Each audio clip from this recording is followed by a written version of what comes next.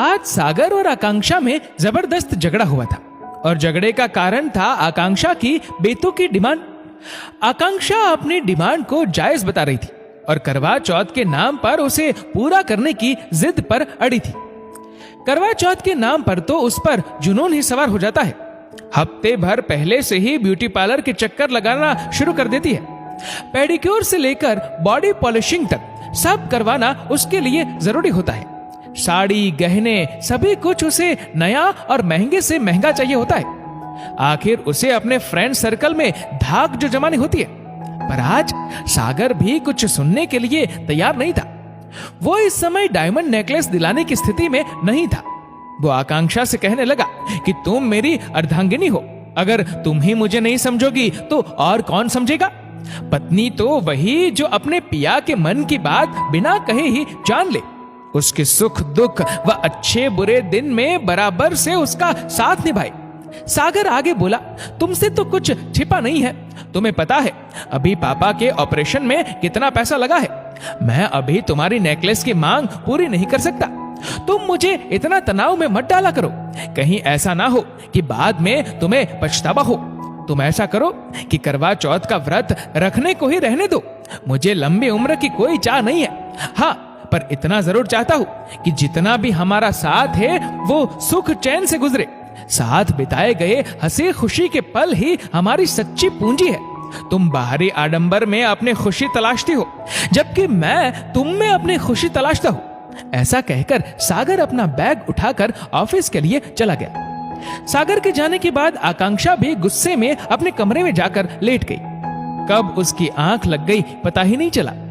उसने सपने में देखा कि कोई उसके पति को अपने साथ ले जा रहा है और बदले में उसे गहनों का अंबार दे गया है।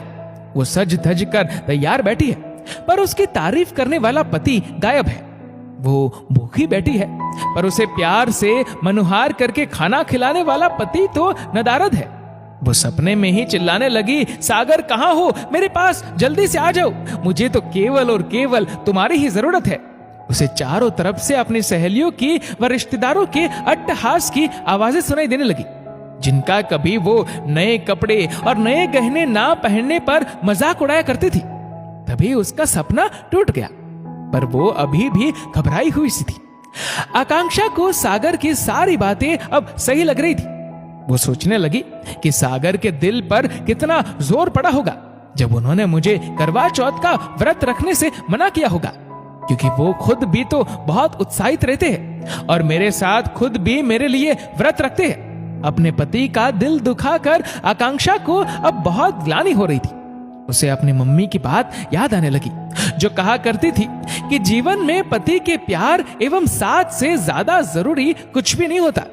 आकांक्षा सोचने लगी कि ये मेरी भूल ही थी, जो मैं बेकार की जिद पर अड़ी थी। अब उसका टाइम काटे नहीं कट रहा था।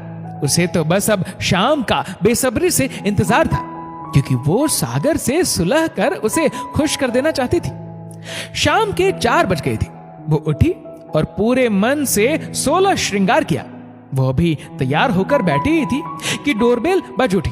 कहानी सुनने के लिए पड़ोसन बुलाने आई होगी, वो यही सोचते हुए दरवाजा खोलने गई, पर सामने सागर को देखकर चौंक गई। आप इतनी जल्दी कैसे आ गई? रोज तो 8 बज जाते हैं आपको। तबीयत तो ठीक है ना आपकी? तुमसे नाराज होकर मेरी तबीयत वैसे ही बिगड़ जाती है। आज ऑफिस में भी जी नहीं लगा, फिर हाफ डे लेकर निकल पड़ा। मुझे त्योहार के दिन तुम पर गुस्सा करने का बहुत अफसोस है। ठीक ही किया तुमने मुझ पर गुस्सा करके, गलती मेरी ही थी। अब मुझे समझ में आ गया है कि असली गहना तो मेरे लिए आप ही हो सके तो मुझे क्षमा कर देना। आकांक्षा की बात सुनकर सागर ने उसे आलिंगन बंद कर लिया। आकांक्षा सागर को खुश देखकर अब बहुत खुश थी। वो सागर से बोली, जल्दी से नए कपड़े पहनकर आओ, फिर सेल्फी लेकर फेसबुक पर पोस्ट भी करनी है। सागर तैयार होने चला गया और आकांक्षा भी दुगने उत्साह से पूजा की तैयारी में लग गई। तैयार होकर आने पर जब सागर ने आकांक्षा का हाथ अपने हाथ में लेकर कहा कि हर जन्म भगवान मुझे पत्नी के रूप में तुम्हें ही दे, तो आकांक्षा का चेहरा दर्प से चमकने लगा।